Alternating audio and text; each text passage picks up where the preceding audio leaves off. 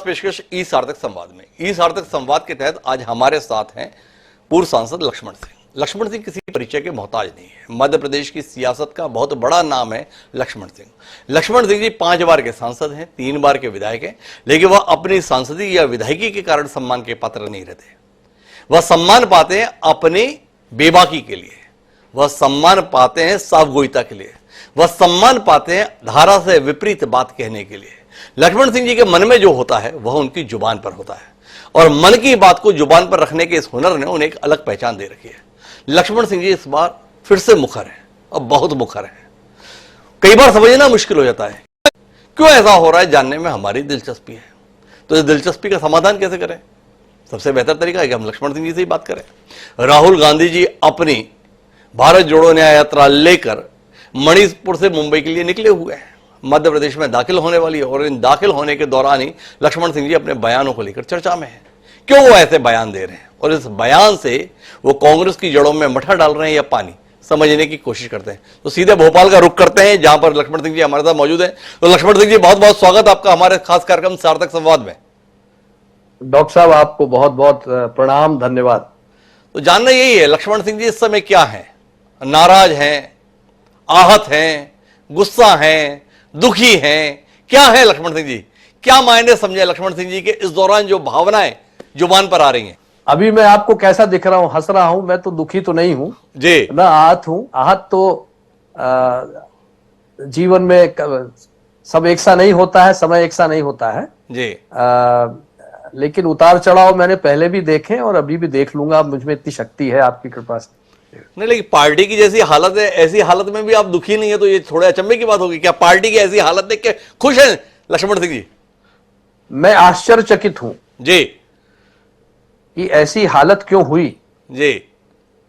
और इस बारे में मैंने कहा भी है जी कि हम पार्टी में कुछ ऐसे लोग हैं जो टिकट बेच देते हैं, बिके हैं टिकट जी। और कुछ दलाल तरह के लोग हैं, उनमें सुधार आना चाहिए। पार्टी संगठन उसमें सुधार करे, जी। उसकी वजह से नुकसान हुआ है। तो लक्ष्मण जी, थोड़ा विस्तार से अपन बात करते हैं, आपकी बात को थोड़ा विस्तार से समझने की कोशिश करते हैं। आप कांग्रेस में लंबे समय तक रहे, फिर कुछ समय भाजपा में भी रहे, और भाजपा से जब आप कांग्रेस में आ रहे थे तब भी कांग्रेस की हालत कोई बहुत अच्छी तो थी नहीं, जो आप हमें अभी कह रहे हैं कि हम आश्चर्यचकित हैं। जो हालत कांग्रेस की आपके आते समय थी, कमोबेश वैसी ही हालत है। तो आप आश्चर्यचकित किस बात से, और क्यों आए ऐसी कांग्रेस में आप वापस लौटकर?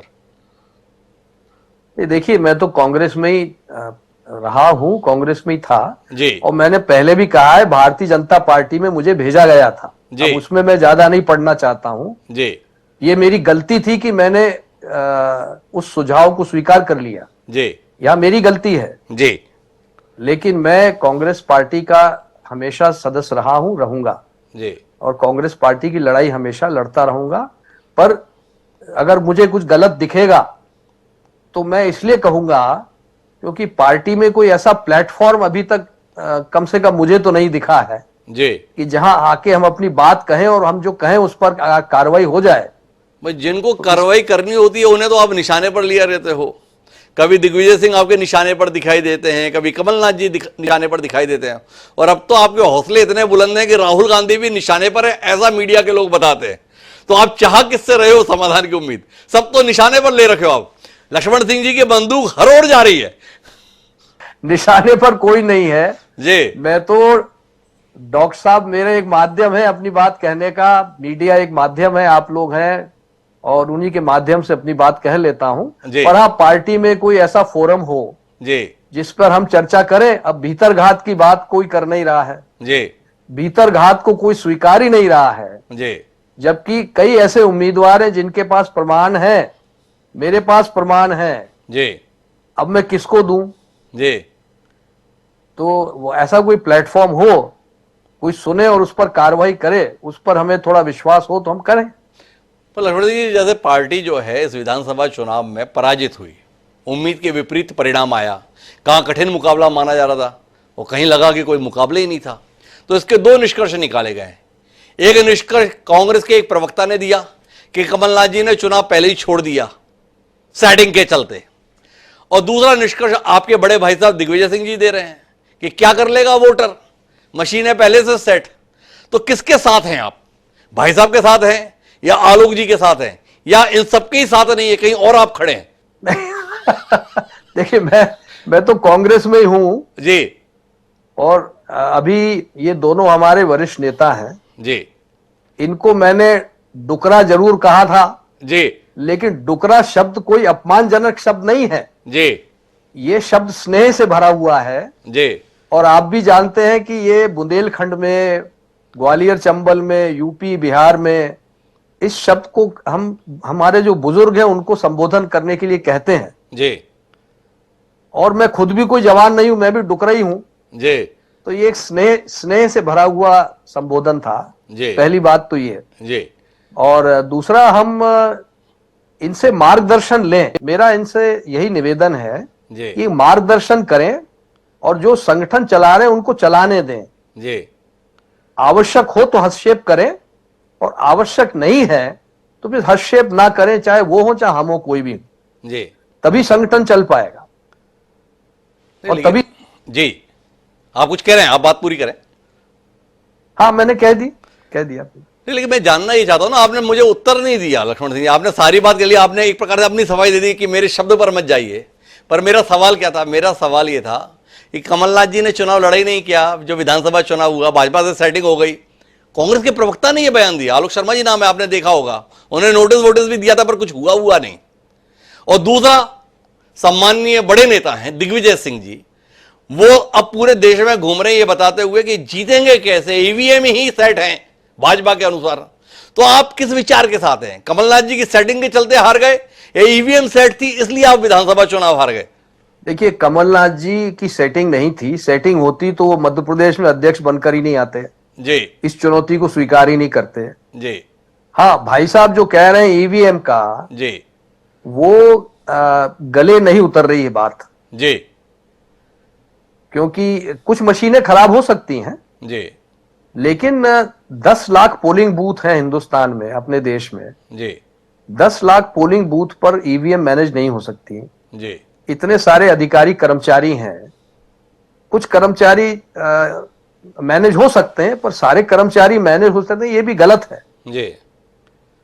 तो कहीं ना कहीं कमी हमारे अपने अंदर ही है। जी। और उस कमी को स्वीकारने में हम कमजोर नहीं हो जाते हैं और या हमारी नाक नहीं कट जाती है। जी। हम में इतना साहस होना चाहिए कि हमारी जो कमियां हैं उस पर हम चर्चा करें और उसको स्वीकारें। जी। तो हम क्रिकेट का, जी, हॉकी का खेल खेलते हैं तो हमारी टीम में कुछ कमियां दिखती तो उसको सुधारने का प्रयास करते हैं, उस पर चर्चा करते हैं, तभी अगला मैच जीतते हैं। जी। तो वो नहीं हो रहा है। पर ये कैसे हो रहा है कि 230 विधानसभा क्षेत्र थे और कांग्रेस बुरी तरीके से हारी, पर जो कमलनाथ जी का इलाका कहलाता है छिंदवाड़ा, वहां की सारी सीटें कांग्रेस जीत गई। इसके संदर्भ में क्या दृष्टि गई लक्ष्मण सिंह जी की? इसमें क्या खेल दिखाई दिया आपको? नहीं, खेल नहीं है, ये कमलनाथ जी का अपना मैनेजमेंट है जी। उन्होंने सही उम्मीदवारों को उतारा मैदान में और उम्मीदवारों को जिनको उतारा उनकी मदद की। जी। उम्मीदवारों को छोड़ नहीं दिया जी। उतार के। कई जगह उम्मीदवारों को छोड़ दिया गया, जी, अपने हाल पर छोड़ दिया गया। चुनाव आयोग से कई बातें जो शिकायत उम्मीदवार ने करी जी, उस पर कोई कार्रवाई नहीं हो पाई और चुनाव आयोग ने भी एक तरफा कार्रवाई करी है। मैं ये चुनाव आयोग से शिकायत तो हम सबको है, कभी मौका मिलेगा तो वहां भी धरना प्रदर्शन देंगे क्योंकि लोकसभा का चुनाव आ रहा है जी। और अगर इसी तरह चुनाव आयोग ने काम किया तो बड़ा मुश्किल हो जाएगा, प्रजातंत्र को खतरा होगा। तो कमलनाथ जी ने ठीक तरीके से टिकट बांटे, ठीक तरीके से मदद भी की। ये दिग्विजय सिंह जी ने क्या किया? दिग्विजय सिंह जी भी कहते थे कि इस बार सत्ता में नहीं आए तो कई सालों तक सत्ता में नहीं आएंगे। तो दिग्विजय सिंह जी का इलाका है गुना, राजगढ़, जहां से आप भी चुनाव लड़ते हैं, उस क्षेत्र में चाचौड़ा आता है। वहां पर क्या हिसाब किताब था? सब कुछ ठीक ठाक था? मदद किए कि नहीं किए? मैं इसके पक्ष में बिल्कुल नहीं हूं जी कि ये इलाका इनका है, ये इलाका उनका है। जी। ये इलाका कहने से ही गड़बड़ हो जाती है। जी। हम लोग चुनाव में किसको लड़ाना है ये निर्णय कार्यकर्ताओं पर छोड़ दें। जी। हमारी जो बूथ कमिटियां हैं, बूथ के जो हमारे कार्यकर्ता हैं, उनसे पूछकर काम करें, उनकी सलाह से काम करें, और वो अगर मार्गदर्शन चाहे तो दें, वो मार्गदर्शन नहीं चाहे तो हमें देने की जरूरत नहीं है। ये सिस्टम जब तक हम नहीं अपनाएंगे तब तक थोड़ी परेशानी में रहेंगे। अच्छा, एक बात बताइए लक्ष्मण सिंह जी, आपने तो देश की राजनीति के स्तर पर भी बड़ी नजदीकी से देखा, लंबे समय तक आप सांसद रहे। कांग्रेस की हार का कारण आप केवल भीतरघात पा रहे हैं, या भारतीय जनता पार्टी का मजबूत संगठन, अमित शाह जैसा रणनीतिकार और नरेंद्र मोदी जैसा चमत्कारिक नेतृत्व, इसको भी कोई श्रेय देना चाहेंगे अपनी पराजय के संदर्भ में, या सब कुछ कांग्रेस का अपना किया धरा है, भाजपा वालों ने कुछ नहीं किया? नहीं, भाजपा वालों ने निश्चित रूप से उनका मैनेजमेंट हमसे अच्छा है, इसमें कोई शक की बात नहीं है, पर उनके पास बहुत सारा काला धन भी है जी। वो काला धन खत्म करने की, बंद करने की बात करते हैं जी, पर जिस तरह चुनाव में खर्च करते हैं जी, अब उनसे कौन पूछेगा कि काला धन कहां से आ रहा है? जी, आप भी जानते हैं, हम भी जानते हैं किस तरह पैसा खर्च हो रहा है चुनाव में। अभी लोकसभा आ रहा है, अभी देख लीजिएगा आप जी। फिर ये लोग क्या करते हैं कि अब इन्होंने क्या किया है कि 50-50 करोड़ रुपए का अधिकार दे दिया है सांसद को खर्च करने का। जी। ये अपने लोकसभा में खर्च कर सकते हैं, इनकी अनुशंसा पे खर्च होगा। जी। विधायक जो है भाजपा के, उनको करोड़ों रुपए दे दिए, 15-15 करोड़ रुपए, वो उनकी अनुशंसा से खर्च करेंगे। अरे देना है तो सारे विधायकों को दो, जी। फर्क क्यों करते हो? तो इस तरह की ये नीतियां अपनाते हैं, निर्णय लेते हैं, जिसका शुद्ध लाभ मिलता है और सरकारी खजाना लुटा रहे हो तुम। जी। आज मध्य प्रदेश लाखों करोड़ों के कर्जे में है जी। लेकिन आपको राजनीति का खेल दिख रहा है। जी। अब आपने अपनी लाडली बहना योजना के पीछे सारे बजट खत्म कर दिए। जी। लाडली बहना को दीजिए पैसा, जी, लेकिन तनख्वाह भी तो बांटिए। बिजली वालों की तनख्वाह नहीं मिल रही, अतिथि शिक्षकों की तनख्वाह नहीं मिल रही, राशन जो मिलता था वो मिल नहीं रहा है, 1 किलो राशन मिल रहा है। आपने कहा था गेहूं हम खरीदेंगे 2700 में, अभी तक कुछ फैसला नहीं हुआ है। तो आप सरकारी संसाधनों को वोट की में परिवर्तित करने के लिए इस्तेमाल किया जा रहे हैं, सरकारी योजनाओं को, सरकारी पैसों को, और फिर आप कहते हैं कि हम बहुत अच्छे मैनेजमेंट वाले हैं। तो ये भी गलत है। पर ये तो कांग्रेस भी कर रही थी, ये तो अभी 1250 दे रहे हैं। कहीं कमलनाथ जी को ला दिए होते और कांग्रेस को ला दिए होते मध्य प्रदेश के वोटर, तो 1500 रुपए मिलते। ऐसा वादा था, आपने भी तो उस वादे का उल्लेख किया था ना अपने चुनाव प्रचार में, नारी सम्मान योजना। तो मामला तो बराबरी का है ना लक्ष्मण जी, इसमें आप कहां नाराज हुए थे तब? हम रेवेन्यू बढ़ा के बताते आपको, हमको मौका ही नहीं मिला जी। 15 महीने का मिला, फिर मौका नहीं मिला जी। हम मध्य प्रदेश की रेवेन्यू बढ़ाते जी, मध्य प्रदेश में इन्वेस्टमेंट लाते, मध्य प्रदेश को औद्योगिक नक्शे पे लाते, जो आज तक नहीं हो पाया है। इतने सारे इन्वेस्टमेंट समिट हुए जी। कितना इन्वेस्टमेंट आया? बहुत कम। जी। तो हम आमदनी बढ़ाते और आमदनी बढ़ा के खर्च करते और कर्ज भी कम लेते। आपने जो सरकारी आय है उसको बढ़ाने के लिए आप जो जितना प्रयास कर सकते थे इतने वर्षों में, आपने नहीं किया है। खेती को लाभ का धंधा बनाना, क्या खेती लाभ का धंधा बना? नहीं बना। तो इस तरह ये योजनाएं जो हैं, ये इनकी पूरा बोझ है एक तरह से। आप तो खुद ही लक्ष्मण सिंह जी बढ़िया खेती कराते हैं, बहुत बढ़िया फार्म हाउस आपने बना रखा है, तो मुनाफे का है या नुकसान का है? हर साल कितना नुकसान उठा रहे हैं आप? खेती फायदे का है कि नहीं है? आप तो बहुत प्रगतिशील किसान माने जाते हैं, उस इलाके के लोग बताते हैं। मुझसे कई बहुत ज्यादा प्रगतिशील किसान हैं जी। और आपका स्वागत है, पधारिए कभी हमारे खेत पर, आइए, वहां विराजिए। और मैं हाँ खेती करता हूँ, डेयरी है, खेती करता हूँ। और इस साल जरूर पानी की कमी है जी। सभी जगह कमी है, तो आमदनी भी कम होगी जी। लेकिन मैं मेहनत करता हूँ, खेती बाड़ी करता हूँ। नहीं, आपने सवाल का उत्तर देने में पता नहीं आप थोड़ा सा बच रहे हैं। मैंने पूछा था कि खेती मुनाफे का धंधा है कि नहीं है, लाभ आ रहा है कि नहीं आ रहा है, तो लक्ष्मण सिंह जी ने बताया हाँ लाभ आ रहा है, ये नुकसान उठा रहे हैं लक्ष्मण सिंह जी, कहीं और से भरपाई कर रहे हैं। देखिए इसमें क्या है, 2-3 बातें हैं जी। कि सरकार की भागीदारी बहुत आवश्यक है। जी। अब जैसे सब्जी उत्पादक है जी। उसकी गोभी जब बाजार में आती तो 2-5 रुपया किलो, और जब कंज्यूमर के पास जाती तो 30 रुपया किलो, 25 रुपया किलो। तो ये जो आड़तीये जो हैं जी। ये सारा प्रॉफिट ले लेते हैं। तो इसमें सरकार को दखल देना चाहिए कि एक तो प्रोसेसिंग हो और किसान को अच्छा दाम मिले, और इसी तरह अनाज में भी जो ट्रेडर है, क्या करोड़ों किसान हैं, मुट्ठी भर ट्रेडर हैं, और वो मार्केट कंट्रोल करते हैं। तो ये व्यवस्था नहीं होना चाहिए। कई देशों में ऐसा नहीं होता है, दूसरे देशों में ऐसा नहीं होता है। पर इस बात को लेकर लक्ष्मण सिंह जी कांग्रेस से नाराज क्यों नहीं है? इस देश में लंबे समय तक शासन किसने किया? कांग्रेस ने किया। इस प्रदेश में भी सरकार लंबे समय तक किसकी रही? कांग्रेस की रही। यहां तक कि आपके भाई साहब भी 10 साल तक मुख्यमंत्री रहे। बहुत कम लोग रहते हैं जो 10-10 साल मुख्यमंत्री रह पाए। 10 साल तक यूपीए की सरकार थी, तब ये सारा काम तो नहीं हुआ ना लक्ष्मण सिंह जी। फिर आप भाजपा पे इतने नाराज क्यों? नरेंद्र मोदी जी से आप इतने नाराज हैं कि देखो ये लोग ऐसा नहीं कर रहे? नहीं, नाराज मैं रहूंगा ना रहूंगा उसमें मोदी जी को कोई फर्क नहीं पड़ने वाला।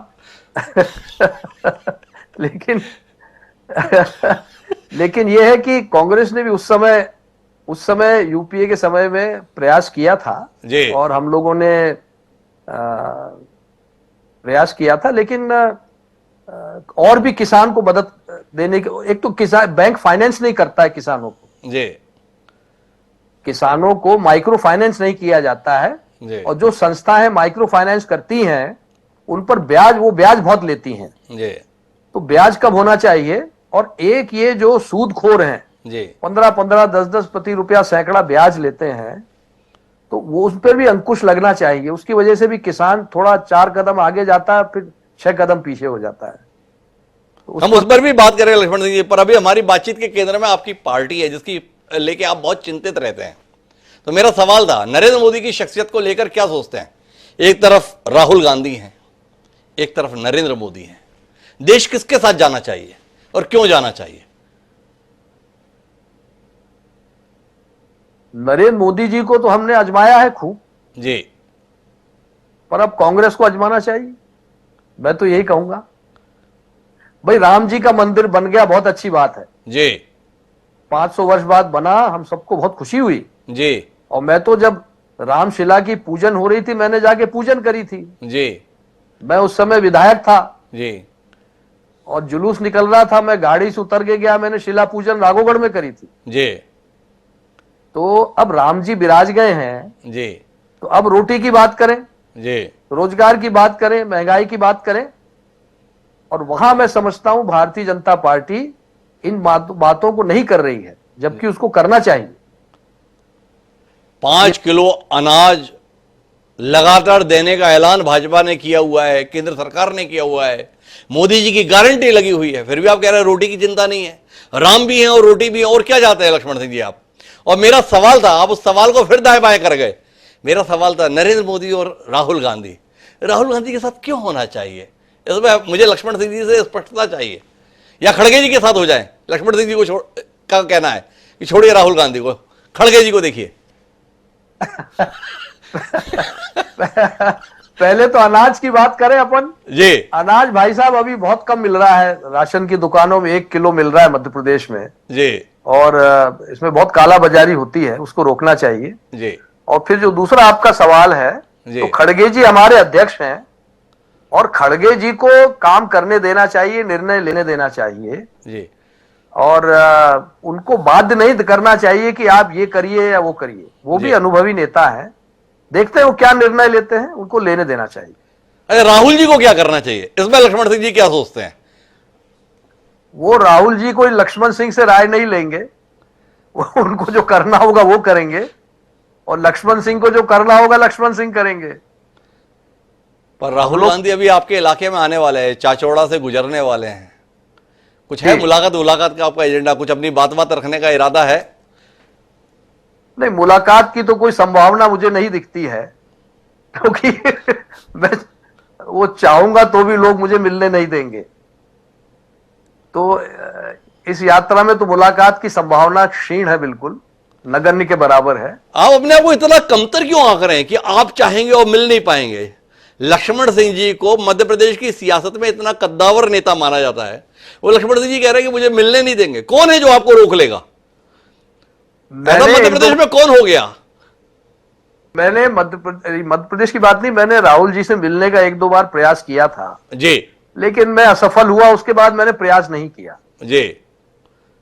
और मुझे लगता है कि मेरे मिलने से कई लोगों को थोड़ी तकलीफ होगी जी, तो इसलिए मैं नहीं मिल रहा हूं। और अच्छा, बीच में, अच्छा चलिए राहुल गांधी को छोड़ते हैं। ये बीच में बड़ी खबर आ रही थी, ये कमलनाथ जी और नकुलनाथ जी के अमित शाह जी से, मोदी जी से, जेपी नड्डा जी से मिलने की, तब आपके दिल पर क्या बीत रही थी? नहीं, वो देखिए, कमलनाथ जी पूर्व सीएम हैं जी, और वो मोदी जी से पहले भी मिल चुके हैं, नकुलनाथ के साथ मिल चुके हैं, लेकिन इसका ये मतलब थोड़ी कोई बीजेपी में चले गए। कमलनाथ जी एक राष्ट्रीय स्तर के नेता हैं और राष्ट्रीय स्तर पे जो सत्ता में आज हैं, उनसे मिलने में हम किसी को क्या आपत्ति होना चाहिए? मुझे तो कोई आपत्ति नहीं है अगर मिलते हैं तो। मिलने की बात थोड़ी थी लक्ष्मण सिंह जी। अब आप चाह रहे हैं कि मैं सीधे पूछूं, तो भाई बात तो ये हो रही थी कि कमलनाथ जी और नकुलनाथ जी भाजपा में जाने की कोशिश कर रहे हैं। लोग बता रहे हैं दरवाजा खुला नहीं।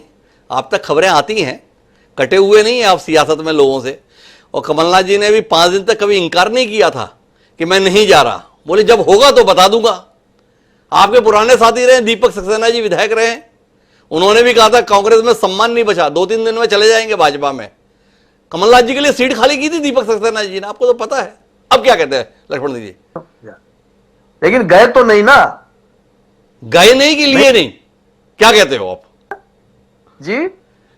वो गए नहीं या भाजपा वाले लिए नहीं, क्या कहते हो आप? नहीं, गए नहीं। अच्छा, दिल्ली तक गए पर भाजपा तक नहीं गए। अगर जाना चाहते तो भाजपा पलक पावड़े बिछा के लेती, उनको कमलनाथ जी जैसा आदमी कहां मिलेगा जी, लेकिन वो नहीं गए जी। तो फिर जाके ये खबरें इतनी क्यों चली और कमलनाथ जी ने शुरुआत में खंडन क्यों नहीं किया? ये सवाल दिग्विजय सिंह जी के छोटे भाई लक्ष्मण सिंह जी का मन में नहीं आता क्या? नहीं, अब उन्होंने खंडन करने की आवश्यकता जब समझी, जब कर दिया जी, जब आवश्यक नहीं किया। तो क्या लक्ष्मण सिंह जी नहीं मानते हैं कि जब डील सिरे नहीं चढ़ी तो डिनाय कर दिया? नहीं, कोई डील वाली बात नहीं है जी, ऐसी कोई डील नहीं है। चलिए अपन आगे बढ़ते हैं। 2 नेता, एक शिवराज सिंह चौहान, एक डॉक्टर मोहन यादव। मोहन यादव जी ने शपथ ली थी, कई लोगों ने बधाई और शुभकामनाएं दी थी, उनमें से एक लक्ष्मण सिंह जी भी थे। क्या देख पा रहे हैं? शिवराज सिंह जी की जगह डॉक्टर मोहन यादव आए हैं। आपके लिए मामला कठिन हुआ या सरल हुआ? देखिए, मोहन यादव जी अभी नए नए बने हैं जी, और उनको काम करने का अवसर देना चाहिए, समय देना चाहिए। अभी आकलन करना उचित नहीं होगा। अभी देखते हैं लोकसभा में किस तरह का नतीजा आता है और फिर 6 महीने, साल भर बाद उनके काम का भी आकलन करेंगे। आप भी करेंगे, हम भी करेंगे। पूत के पांव तो पालने में दिख जाता है। शुरुआत में क्या दिख रहा है लक्ष्मण सिंह जी? आप कहां इतना इंतजार करते हैं?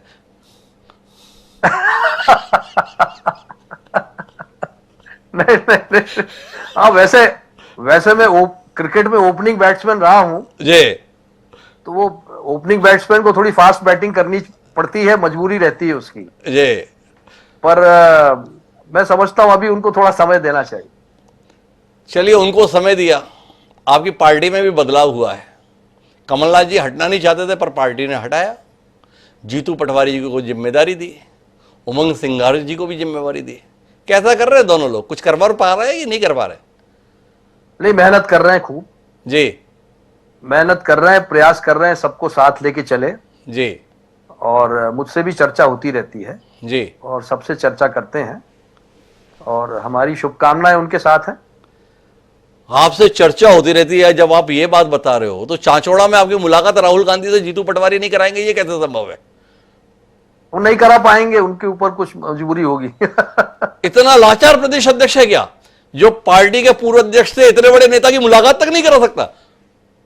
अब मैं उनको और परेशानी में नहीं डालना चाहता जी, वो काफी मेहनत कर रहे हैं, ध्यान दे रहे हैं, तो यात्रा निकाल देने दीजिए, फिर मिल लेंगे। ऐसा कौन सी बड़ी बात है उनसे मिलना, और मिलकर क्या बात भी करेंगे पता नहीं, क्या उसका नतीजा निकलेगा पता नहीं। अच्छा, पार्टी के अंतर्गत ये बात उठ रही है कि जितने भी बड़े नेता हैं, वरिष्ठ नेता हैं, उनको ऐसे कठिन समय पर लोकसभा का चुनाव लड़ना चाहिए। कांग्रेस के तमाम बड़े नेता पल्ला झाड़ा रहे, नहीं नहीं नहीं हम नहीं। तो लक्ष्मण सिंह जी किसमें है? उतरने के लिए तैयार हैं कि हम नहीं वाले में? देखिए, मैंने कभी पीठ नहीं दिखाई डॉक्टर साहब, आपको मालूम है जी।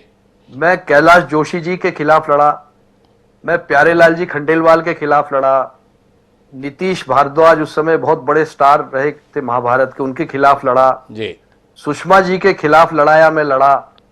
मैंने कभी पीठ नहीं दिखाई है जी। और मैंने पीठ दिखाने वालों में से मैं अभी भी पीठ नहीं दिखाऊंगा जी।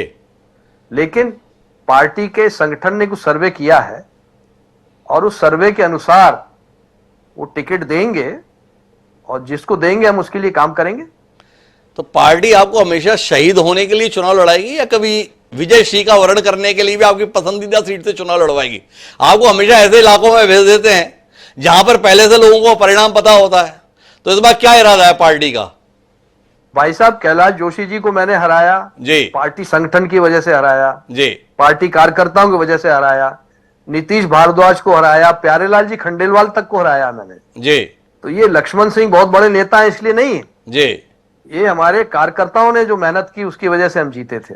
तो इस बार कहां से चाहेंगे लक्ष्मण सिंह जी मौका मिले? गुना से चाहेंगे, राजगढ़ से चाहेंगे, विदिशा से चाहेंगे, कहां से चाहेंगे? ये पार्टी के ऊपर है जी। पार्टी के ऊपर है, पर लेकिन लास्ट मिनट टिकट देना भी उचित नहीं है। जी। जैसे विदिशा से मुझे दिया था, लास्ट मिनट एकदम आखिरी में टिकट दिया जब कोई तैयार नहीं हुआ। मैंने उस चैलेंज को स्वीकारा जी। और 3 लाख से ऊपर वोट भी लाया मैं, आपको मालूम है, मुझे जानकारी है इसको। तो इस बार क्या चाहेंगे लक्ष्मण सिंह जी कि भाई अगर मेरे संदर्भ में है तो यहां से करो? कुछ स्पष्टता? चाहने से पार्टी तय करेगी जी।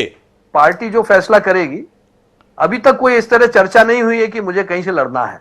ये कमलनाथ जी, दिग्विजय सिंह जी भी कुछ दाएं बाएं हो रहे हैं, इन लोगों के संदर्भ में क्या सलाह है आपकी?